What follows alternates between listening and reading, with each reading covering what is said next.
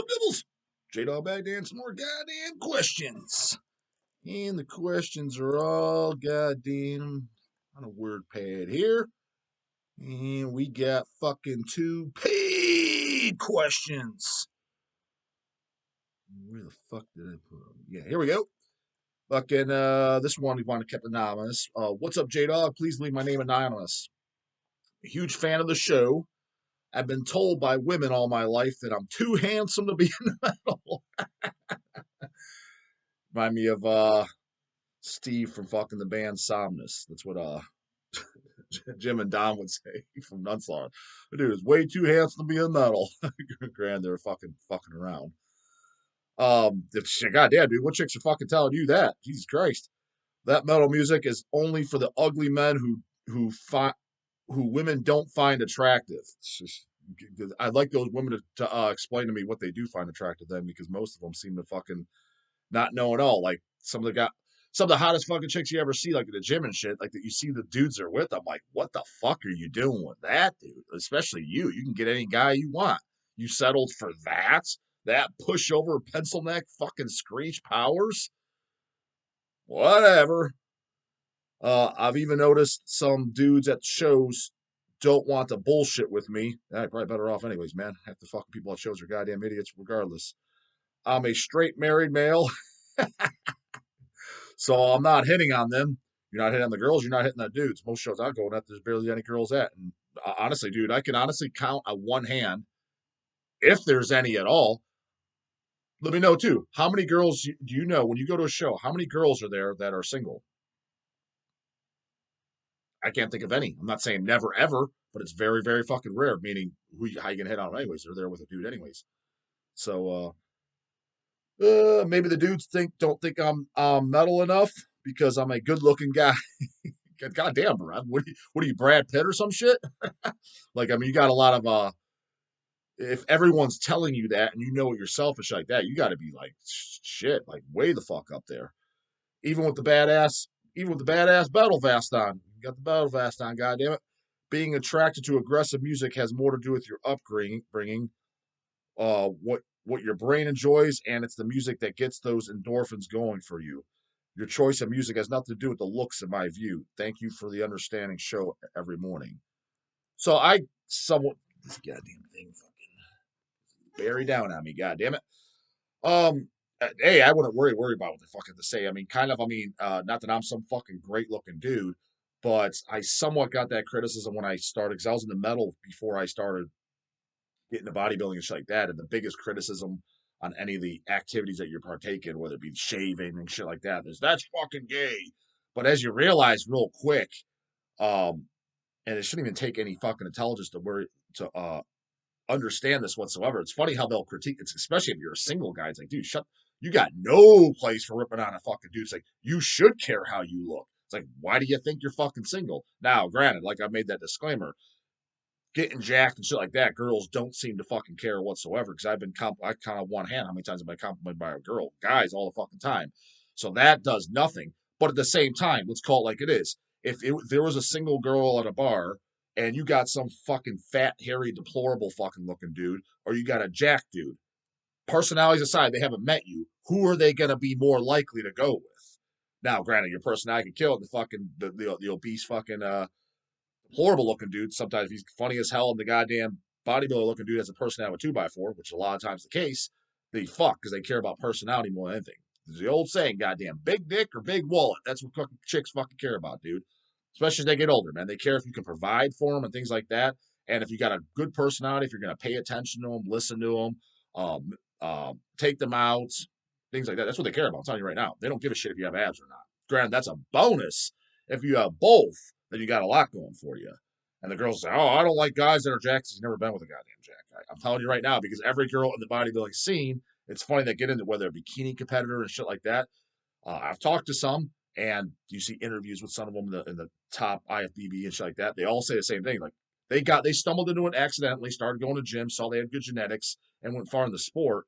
And then they started dating bodybuilders, and they said, "Oh my god, I don't know what I was thinking before. I would never date a non-bodybuilder. Like how a regular guy looks, like they look deplorable. It's because it's the mystique that the chicks that say that I don't want you don't know any goddamn you've been eating Little Caesars pizza your whole fucking life. You haven't tasted the real shit. God damn it, that's what the fuck it is. But as far as I'm gonna give it the guys, I could care less what any fucking dude thinks. So that's what I would throw that out the window right out the gate. And and most of the guys, like I said, it's that who cares how you look, and then a lot of times they ain't getting laid for shit. It's like, well, why do you think you're not, dude? That's at least that's your first impression. You should look somewhat respectable, and not to mention deep down, I don't care. There's exceptions to the rule. There's always some weirdo, whether it's a Seth Putnam or something, or G.G. Allen. There's outliers to every goddamn rule where they think completely outside the norm. But I'm telling you right now, even in the metal scene, most people care to some extent what they look like. Most guys are looking at, man, goddamn, dude, my gut's getting a little too big. I know I've heard them all throughout the years. The guys that don't care. So it's like, to a degree, you care how you look, dude. If you could snap your fingers like that and have abs, but you had to do nothing about it, you didn't have to diet, you didn't have to train for it, you had to do nothing, just a click of the fingers, you would take it, dude. So don't give me that you don't care. No, you're just not willing to do the work of what it takes. So most guys, as far as what I see, they're laughing at like yourself or something like that. When I was dealing with that, dude, I was laughing at them. I'm like, you're the one at the disadvantage. You look like dog shit. I was like, that's on you if you're too fucking lazy and fucking weak minded to do something about it. Because again, the only two things in this world that you own is your body and your mind. Why wouldn't you want those to be the most optimal they can fucking be? You're either caring about their car and their sneakers and dumb shit. I was like, dude, that's fucking stupid. But do what the fuck they want. At the end of the day, just makes you look only goddamn better. And as far as looks in the metal scene, I mean, I don't know what you want a bunch of the chicks that told you that you're too good looking. Well, obviously they don't listen to metal. How the fuck would they know? They're not into it whatsoever. That's not what women are attracted to. I would love to fucking talk to those girls. Like, I love the. What are you attracted to then? Please fucking tell me. Um, I mean, what are they listening to? The hootie and just stupid shit. They got to be completely irrelevant fucking opinions. So who cares? Again, like I've said, like I don't know how you go about your day, your life. Like people like that, I don't even talk about music with. Because I mean, the girls that said that to you, there's no way they're in the fucking metal.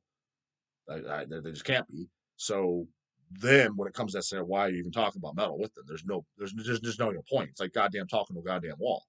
They're not going to understand it. So they're not going to like it. They're not going to understand it. So there's no point. So fuck it. And you said you're married too. So who cares? And the dudes, like I said, a guy's opinion how I look, what they think how I look, is completely fucking irrelevant to me whatsoever. That's why it's kind of annoying. The only people that compliment me is fucking dudes. That's why I told you. If you guys that come to me, yeah, I want to get jacked, just like that. I'm like, ask yourself why, dude. Again, unless you love the actual sport of bodybuilding, meaning you appreciate it for what it is, you actually follow the competitions just like that. I recommend you don't do it, dude. Because why else are you doing it? You're not doing it for yourself. You're doing it to impress other people. And the only people that care is dudes. If you're into sucking dick and taking dick in the ass, by all means, yeah, that'll get you there in no time.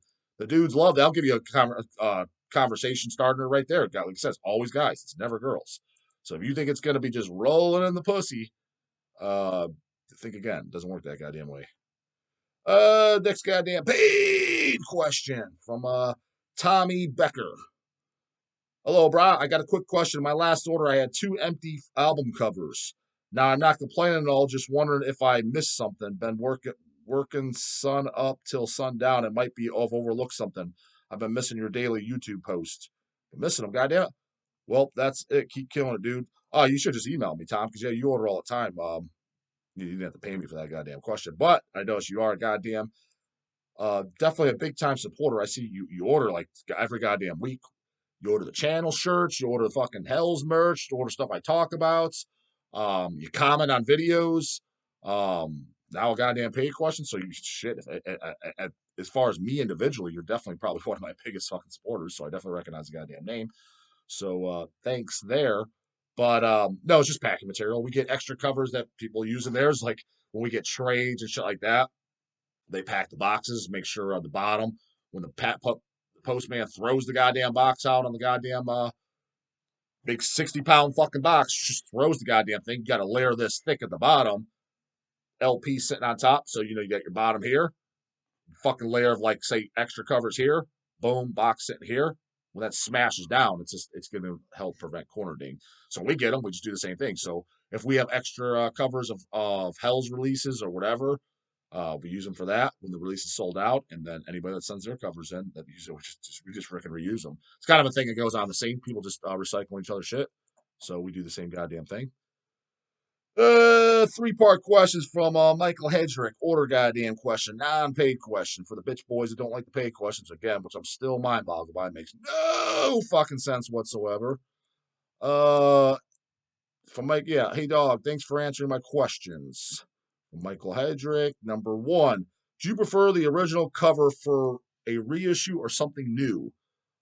Generally speaking, original only, but there are exceptions to the rule when it's something completely fucking stupid. Personally, I prefer the original cover unless it's happen to be bad slash lame. Yep, you're in the same boat as me. Case in point, the original Pale Nazarene Rapture cover is boring, and the reissue is better in my opinion. Yeah, I would agree with that. On the other hand, I prefer the original Latex Cult over the reissue. Speaking of a Pale Nazarene, is there a better song title than "I Eat Pussy for Breakfast"? They have some pretty goddamn funny song titles, and also especially on what I liked about Impale Nazarene a lot was the lyrics. I, the lyrics I love by them. It wasn't even the first two albums is what everybody loves. I mean, those were original for its time, and extreme black metal didn't sound like any other black metal band. So kudos there. But it was just satanic lyrics. But listen to the goddamn lyrics on fucking Rapture, and go and get fucked if you're not one of the bestial ones. I've always loved that line. And then the other absence of war does not mean peace. It's just got fucking killer ass in your face. Just like I just always like the lyrics, man. Totally straightforward. None of this you need a goddamn fucking Harvard education to understand this shit. And it was just funny, just simple. I thought they were fucking great. He's like I miss the '90s and Pale Nazarene.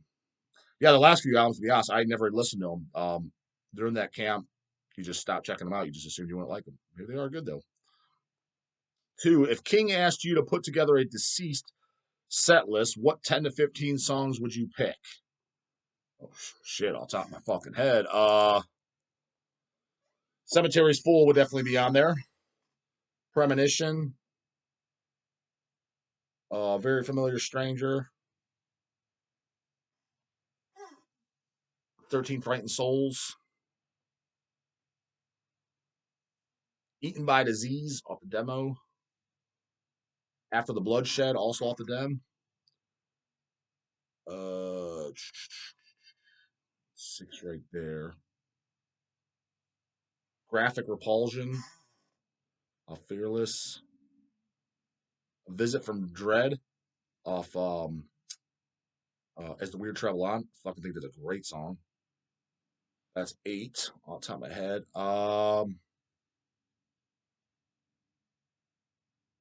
Morbid Shape in Black be 9.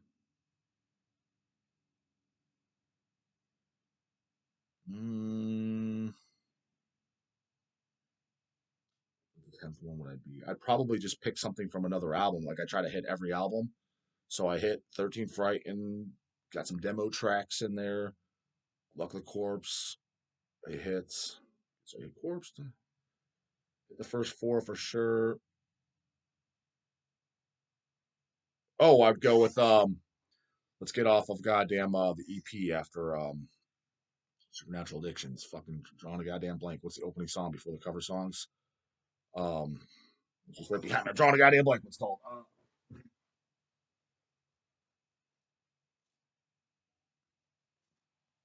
Off behind Mourner's Veil. Yeah, either It's Alive or the Mausoleum to pick something off the EP too. And then they usually do what they do about 10 songs or more. I mean, I would like to hit the other albums too. The first song off Ghostly White, I'd probably pick that. And then what album did I miss off Surreal Overdose? I'd pick something off that. 'Cause I liked every album.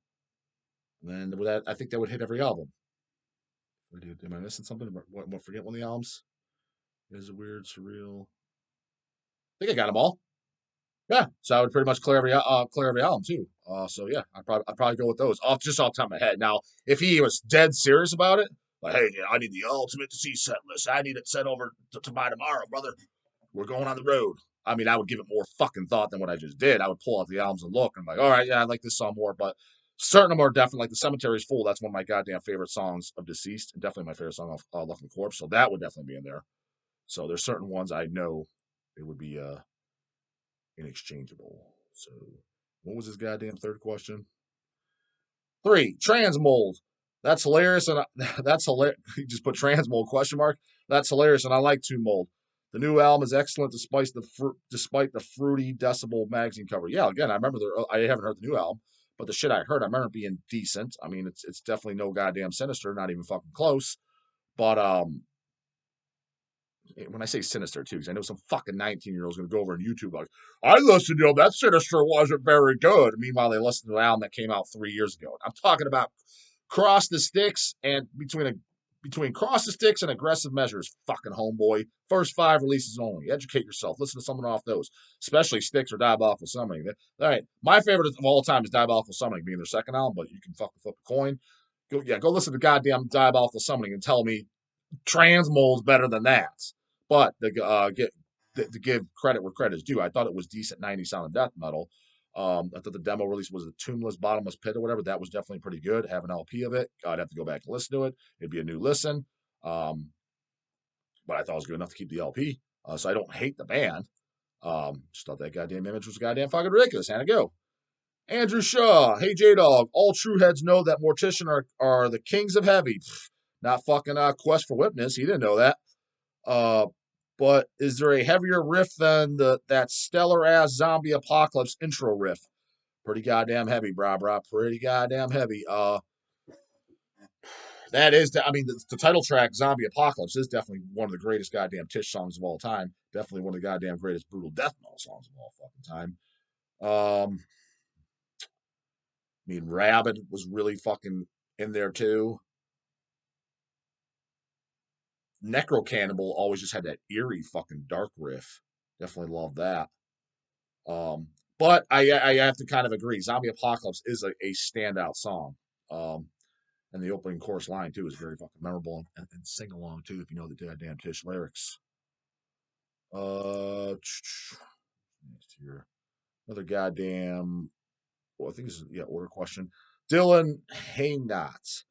Hey J Dog, what do you think of these pink panty wearing karate in the pitters that have around the same intelligence and social awareness as a monkey with Down syndrome affected with rabies? Question mark. Dylan. Um, to be honest with you, I don't know if I've seen the karate moves in the pits. Granted, I could be just like, for example, I was just at Fetus the other goddamn day. I gave you that fucking review.